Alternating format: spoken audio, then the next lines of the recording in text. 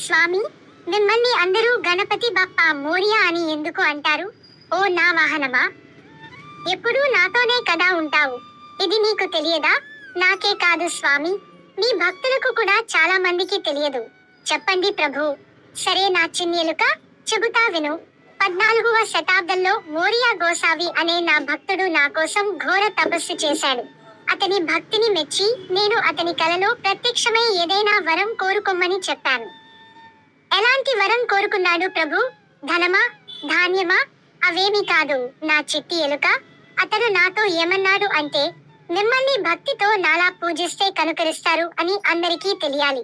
అందుకే ఏ మానవుడైనా మిమ్మల్ని తలుచుకునేటప్పుడు నా పేరు కూడా తలుచుకోవాలి అని నా వద్ద వరం కోరాడు. నేను బాగా ఆలోచించి, ఇకపై నన్ను గణపతి అని మాత్రమే కాకుండా గణపతి బప్పా మోరియా అని పిలుస్తారు అని వరం ఇచ్చాను. స్వామి, అసలు మోరియా అనే పదానికి అర్థం ఏమిటి? మోరియా అంటే నా భక్తుడి భాష అయిన మరాఠీలో మీరు మళ్ళీ రండి మమ్ము ఆశీర్వదించమని అర్థం.